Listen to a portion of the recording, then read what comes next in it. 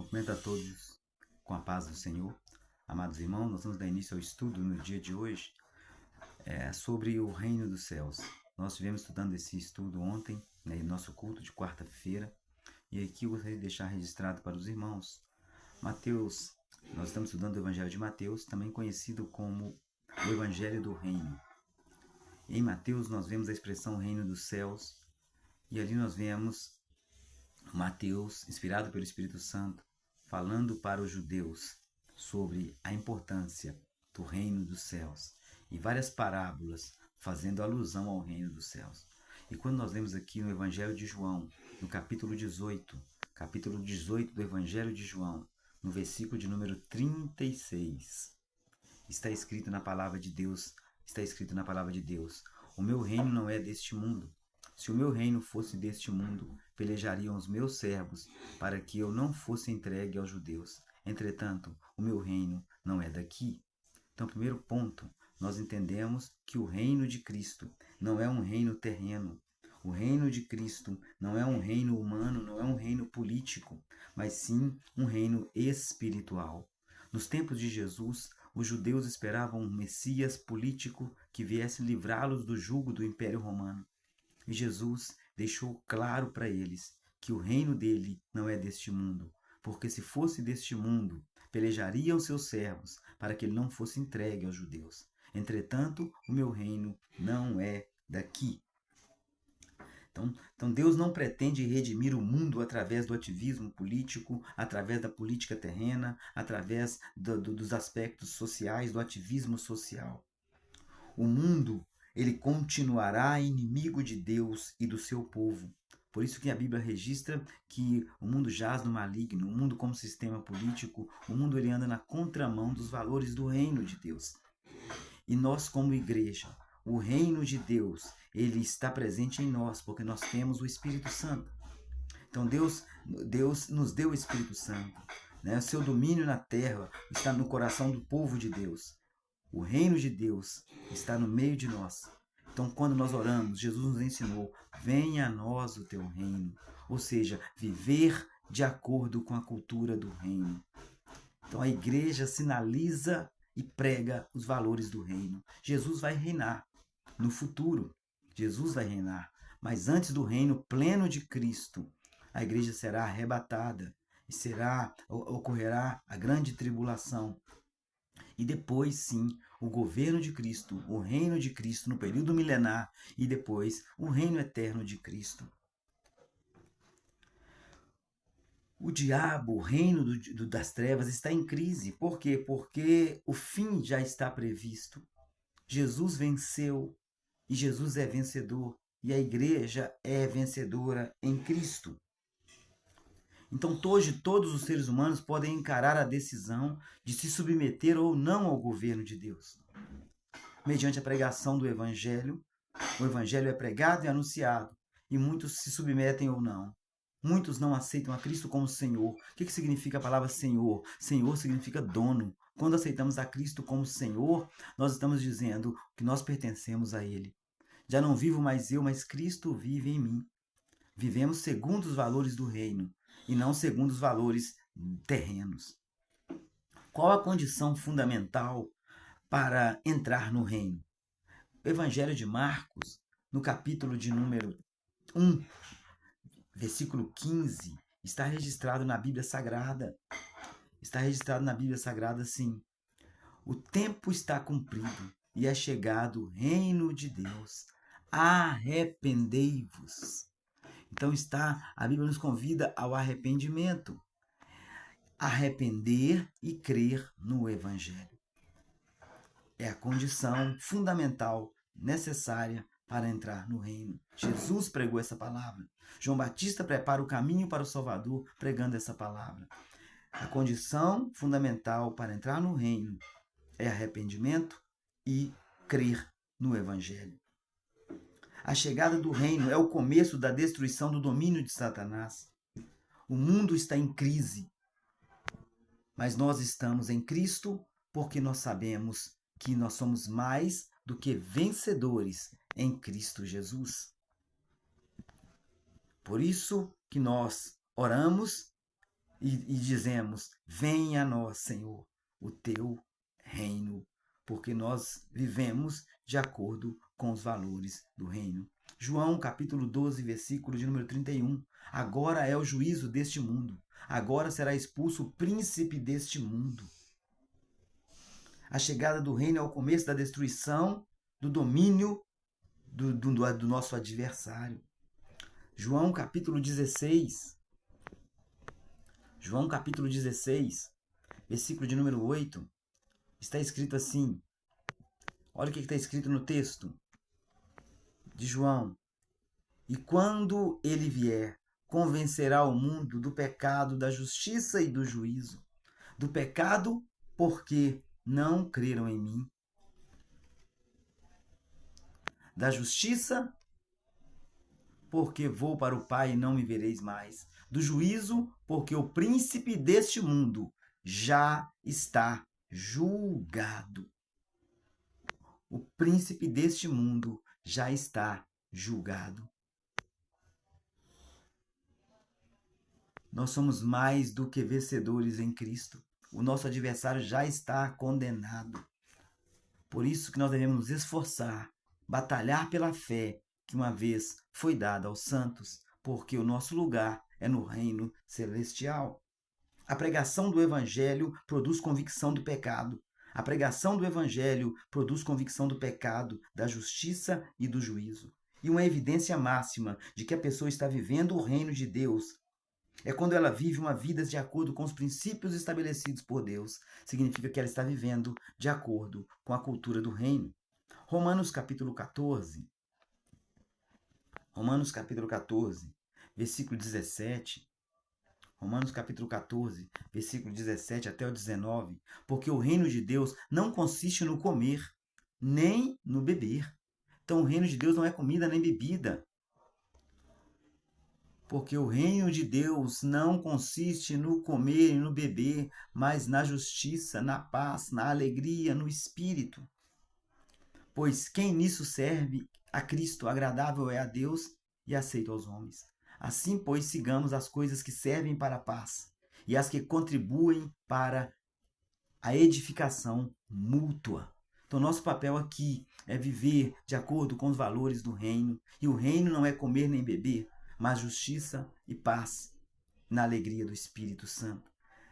Batalhar pela fé, trabalhar pela comunhão, contribuir para a edificação mútua, para que todos os cidadãos do reino possam viver de acordo com os princípios e os valores do reino. Quem são os cidadãos do reino? O povo de Deus, que vai morar no céu com Jesus. O reino de Deus tem um aspecto tanto presente como futuro.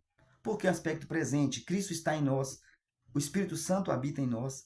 É uma realidade presente no mundo hoje, mas o governo e o poder não predominam plenamente em todos, em tudo. Nem todos aceitaram a Cristo, nem todos seguem a cultura do reino. Mas vai chegar um dia onde todos se submeterão ao poder do nosso Mestre. Hebreus, capítulo 12, versículo de número 28, está escrito na palavra de Deus. Eu quero compartilhar com os irmãos. Pelo que, recebendo nós um reino, não pode ser abalado. Então, o reino que nós recebemos não pode ser abalado. Vamos ler novamente. Pelo que, recebendo nós um reino que não pode ser abalado, retenhamos a graça pela qual sirvamos a Deus agradavelmente, com reverência e temor, pois o nosso Deus é um fogo consumidor.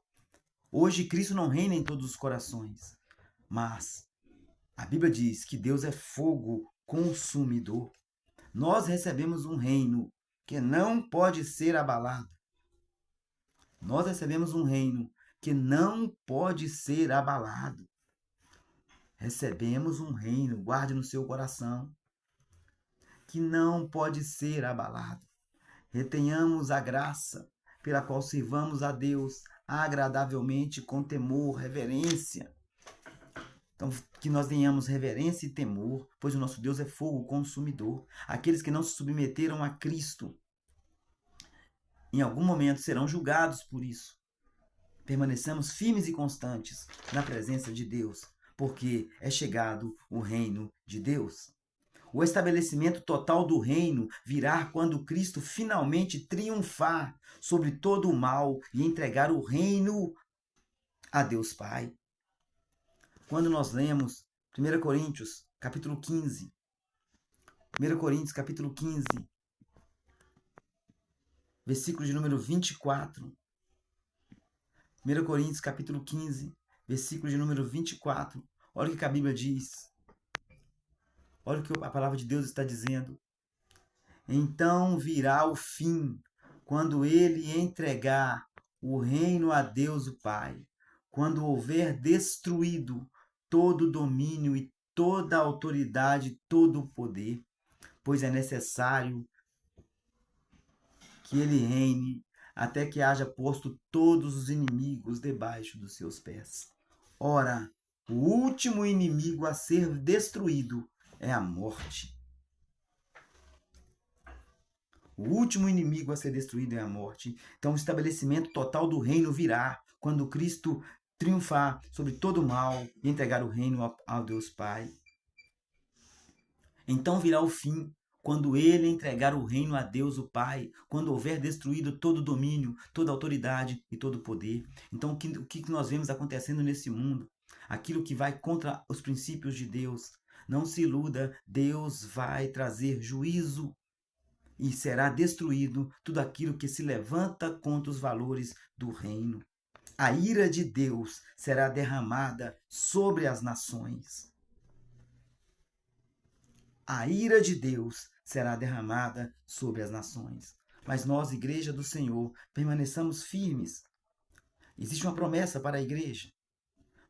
Ainda em 1 Coríntios, capítulo 15, versículo 50, a Bíblia diz que todos seremos transformados. Então, que vivamos hoje de acordo com a cultura do reino, porque chegará um dia que estaremos plenamente no reino com Cristo, com o corpo glorificado. 1 Coríntios 15, 50 diz: Mas digo isso, irmãos, que carne e sangue não podem herdar o reino. E eu gostaria que os irmãos guardassem isso no coração. Carne e sangue não podem herdar o reino. O reino de Deus não é terreno. Nem a corrupção herda a incorrupção. E aqui agora vem um mistério para a igreja. Essa palavra é para a igreja. Eis que vos digo um mistério: nem todos dormiremos, mas todos seremos transformados. No momento, no abrir e fechar de olhos, ao som da última trombeta, porque a trombeta soará, os mortos serão ressuscitados incorruptíveis e nós seremos transformados. Então aqui o apóstolo Paulo está falando para a igreja, que a trombeta soará. Então quando essa trombeta para a igreja soar, haverá arrebatamento. Quando essa trombeta tocar, haverá transladação, haverá transformação, seremos arrebatados.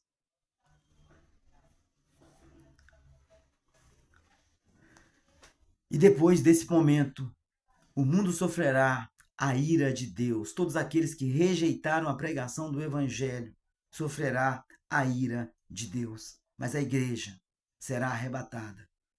Quando a trombeta tocar, essa trombeta para a igreja, não a trombeta da ira de Deus, porque quando a trombeta para a trombeta referente à ira de Deus, ali não, o texto não fala sobre arrebatamento, não fala sobre transladação, ali fala sobre juízo, ali fala sobre a ira de Deus, mas essa trombeta que Paulo escreve aos Coríntios para a igreja, quando essa trombeta tocar, haverá alegria, porque nós estaremos com Cristo. Que nós venhamos nos esforçar, que nós venhamos nos dedicar a viver de acordo com os valores do reino, porque a igreja será arrebatada e estaremos com Cristo na glória. A Bíblia diz que quando a ira de Deus for derramada e as trombetas da ira de Deus forem soadas, a Bíblia diz: ai dos moradores da terra, porque haverá muito sofrimento. Está lá em Apocalipse. Mas, quando o apóstolo Paulo escreve para a igreja de Coríntios: mas digo isso, irmão, que a carne e sangue não podem herdar o reino de Deus. nem a corrupção herda a incorrupção. E aí Paulo ele diz no versículo 52, num momento, no abrir e fechar de olhos, ao som da última trombeta, porque a trombeta soará e os mortos serão ressuscitados incorruptíveis e nós seremos transformados. A última trombeta, encerrando aqui a era da igreja. A igreja será arrebatada, estará com Cristo, com o corpo transformado. Os que morreram em Cristo ressuscitarão e nós estaremos sempre com o Senhor. Fica firme na presença do Senhor. Jesus vai voltar com poder e glória para estabelecer seu reino eterno e pleno. O reino virá plenamente. Jesus, ele reinará e nós estaremos sempre com o Senhor. Apocalipse capítulo 20, versículo 7. Ora, quando se completaram os 1000 anos, Satanás será solto. Apocalipse 22. Não 20, 22. Apocalipse capítulo 22, versículo de número 7. Eis que cedo venho. Bem-aventurado aquele que guarda as palavras da profecia deste livro. Jesus vai reinar eternamente e nós estaremos com Cristo no seu reino eterno. E aqueles que rejeitaram o evangelho, a Bíblia diz que a ira de Deus será derramada e o fim será muito triste. Apocalipse 18, 20. Deus vai julgar. Está escrito lá em Apocalipse 18, 20. Deus vai julgar. Apocalipse 18, 20. Exulta sobre ela. Apocalipse 18, capítulo 20. Exulta sobre ela, ó céu, e vós, santos e apóstolos e profetas, porque Deus vindicou a vossa causa contra ela. Apocalipse capítulo 19, versículo 20. A besta e o falso profeta, que durante o período da grande tribulação vai atormentar muita gente, aqueles que não reconheceram Jesus como Senhor. A Bíblia diz que a besta e o falso profeta, eles serão lançados. Olha, e a besta foi presa e com ela o falso profeta. E esses dois foram lançados vivos no lago de fogo que arde como enxofre. A Bíblia diz também, em Apocalipse 20, versículo 10.